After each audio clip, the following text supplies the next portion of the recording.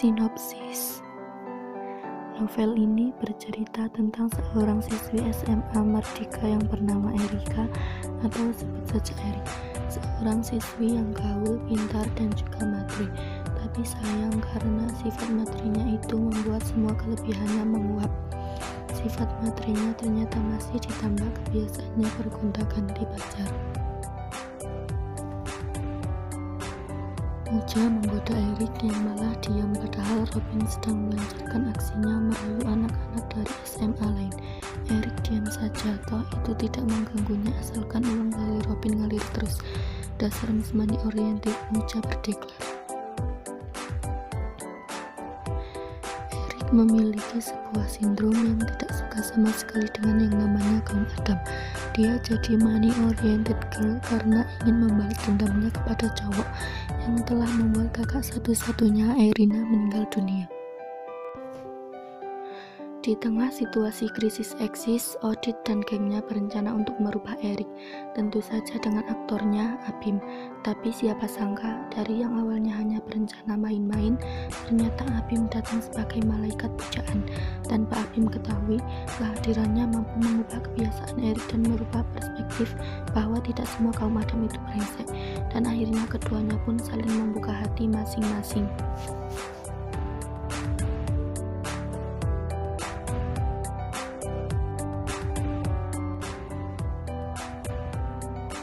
Unsur intrinsik dan ekstrinsik novel Money.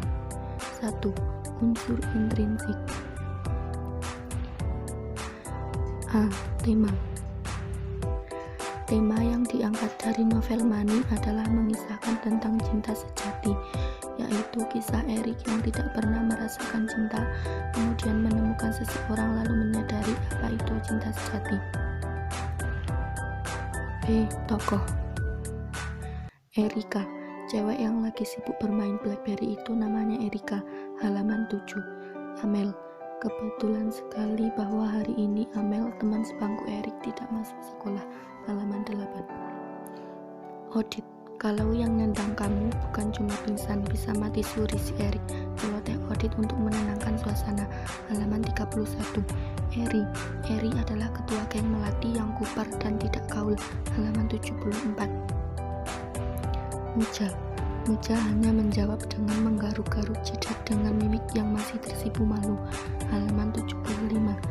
Zain, selanjutnya Zain yang disuruh untuk mengerjakan soal di depan kelas. Halaman 93. Abim langsung bersiap untuk membuat pesan baru, tapi akhirnya dia hanya bisa mendengus kesal. Pesan yang tadi dikirim teman-temannya belum dihapus. Halaman 267. C. Penokohan. 1. Erika, matri. Erika ini memang matri, bahkan sampai matri tingkat akut. Halaman 40. 2. Sisil, pemalas.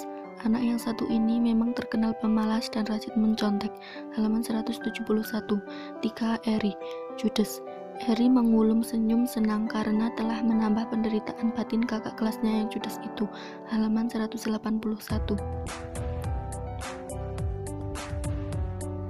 4. Odit, ceroboh. Odit yang disuruh Erika untuk menjaga tasnya malah ditinggal begitu saja. Halaman 145. 5. Zain, rajin dan taat pada ajaran agamanya. Zain memang bilang tidak mau ikut waktu Abi mengajaknya bolos dan nongkrong di kantin, dan satu-satunya alasannya adalah bolos itu dosa besar. Halaman 69. 6. Abim, perhatian. Abim mencari Erik sampai larut malam karena takut jika akan terjadi sesuatu pada Erik. Halaman 377. D. Sudut pandang. Sudut pandang yang digunakan pengarang adalah sudut pandang orang ketiga serba tahu.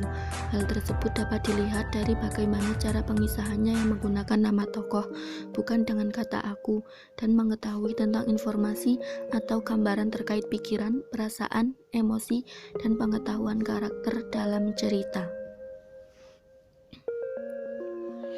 E. Latar atau setting. Latar tempat. Ruang kelas. Sepeninggal Pak Anton, keadaan di dalam ruang kelas jadi kacau balau persis kayak di tempat perlelangan ikan. Halaman 12. Ruang guru. Tidak lama kemudian, ketiganya sudah melangkah ke arah ruang guru. Halaman 13. Kantin. Dicari kemana-mana, ternyata nongkrong di kantin. Halaman 41. Tempat parkir. Di tempat parkir, terlihat jelas kelasnya sudah kelihatan ramai. Halaman 88. Kamar. Erik menghampiri Odit yang sedang duduk di kamarnya sambil melamun. Halaman 120. Dapur. Mama Erik sudah menunggu Erik di dapur untuk mencicipi kue buatannya. Halaman 245. Latar waktu. Siang hari. Beruntung sekali siswa-siswa yang siang itu menjalani jam pelajaran bahasa Inggris. Halaman 5. Pagi hari. Waktu pagi-pagi, Erik sudah menunggu Abim untuk bertemu dengannya dengan alasan untuk meminjam buku tugasnya. Halaman 125. Malam hari. Pada malam itu, Erik sedang pergi kencan dengan ketua OSIS SMA Mardika. Halaman 129. Latar suasana menegangkan. Sisil hampir saja tahu kalau sebenarnya Erik menyimpan foto Angga di dompetnya. Halaman 98. Menyenangkan. Pada saat itu Abim berjanji pada Erik akan memulainya lagi dari awal, dan pada saat itu juga Abim mengungkapkan perasaannya kepada Erik. Halaman 328. Menjengkelkan. Erik benar-benar merasa kecewa dan jengkel terhadap Rangga. Dia yang dulu Erik kira adalah cowok yang maco, ternyata dia juga suka bersolek. Itu membuat Erik ilfil padanya. Halaman 260. F. Amanat. Amanat yang bisa diambil dari novel Mani tersebut adalah don't judge book from its cover. Jangan nilai orang dari luarnya saja, karena kita tidak tahu apa yang terjadi pada kehidupannya, pada kisah hidup yang dijalaninya. G. Nilai-nilai yang terkandung. Nilai sosial. Kita hidup seharusnya untuk saling membantu dan bukan untuk membandingkan. Halaman 126. Nilai keagamaan. Kalau kita bolos pelajaran, kita tidak hanya rugi tidak dapat ilmu, kita juga mendapat dosa karena sudah menyia-nyiakan ilmu. Halaman 98. Nilai pendidikan. Kita harus mencontoh Rasul yang tidak pernah menyerah dalam segala keadaan dan selalu meminta pertolongan kepada Tuhan. Halaman 234. Nilai kemanusiaan. Aku paling tidak tega kalau sudah melihat perempuan menangis di depanku. Halaman 168. H. Alur atau plot. A. Tahap perkenalan. Pada saat bertemu dengan sahabat Odit di SMA Mardika. B. Pertikaian. Di SMA Mardika itu ada sebuah geng bernama Geng Melati. C. Tahap klimaks.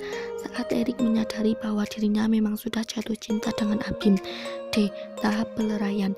Abim dan Erik mengakui kalau mereka berdua sama-sama saling mencintai. E. Tahap akhir. Erik menjalin hubungan dengan Abim dan saat itu juga Erik menyadari apa itu cinta sejati.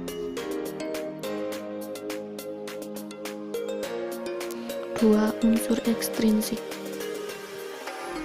A. Biografi pengarang. Novel tersebut ditulis oleh Titik Andarwati atau T. Andar yang lahir di Karanganyar 14 Juni 1984. Beliau adalah alumni sastra Inggris Fakultas Sastra dan Seni Rupa Universitas 11 Maret Surakarta.